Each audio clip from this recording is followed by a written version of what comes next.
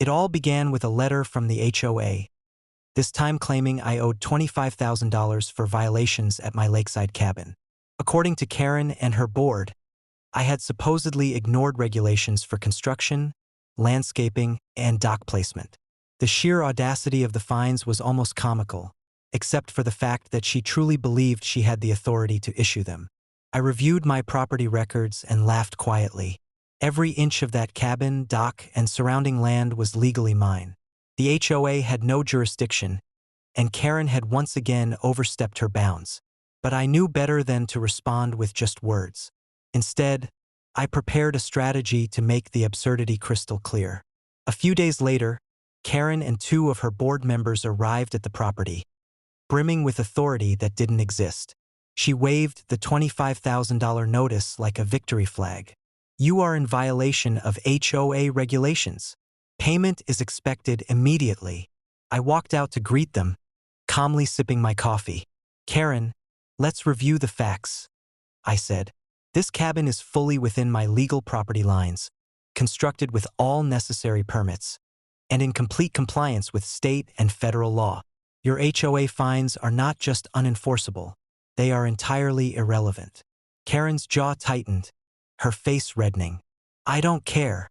You're supposed to follow the rules." I shook my head, holding up the official deeds and land surveys. "Karen, these documents confirm that I own this property outright. HOA rules cannot override my ownership. Any attempt to enforce these fines will be considered harassment and could result in serious legal consequences for you personally." Her protests became frantic, but it was too late. I called the local authorities to document the incident, ensuring that any further attempt to enforce the fines would be officially noted. Officers arrived, verified the ownership records, and confirmed that Karen and her HOA had no authority here. Karen froze, realizing she had no legal ground to stand on. Her loud threats and bullying tactics fell flat as the officers explained that any further action against me would constitute harassment. The $25,000 fine was effectively null and void. Neighbors who had witnessed the confrontation couldn't help but laugh. Karen had once again tried to assert authority over someone she couldn't control, only to be completely outmaneuvered. The story quickly spread through the neighborhood. The HOA that tried to find the actual owner of the cabin and failed spectacularly.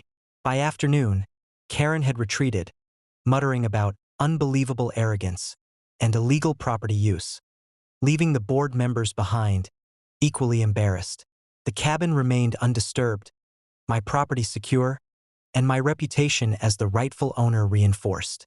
I spent the rest of the day reviewing security measures and updating documentation, ensuring that any future attempts by Karen would be equally futile. It was a reminder that knowledge, preparation, and lawful authority are the best defense against persistent meddling. The $25,000 fine became a legendary anecdote in the community, a tale of audacity meeting reality. Karen had once again demonstrated that her sense of control was entirely imaginary, while my legal ownership ensured peace and protection.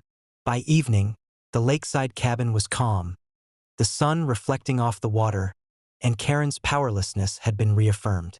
It was another victory, another story, and yet another lesson for anyone tempted to challenge authority without understanding it. Knowledge, legality, and calm decisiveness always win, and Karen's latest attempt had proven that beyond any doubt.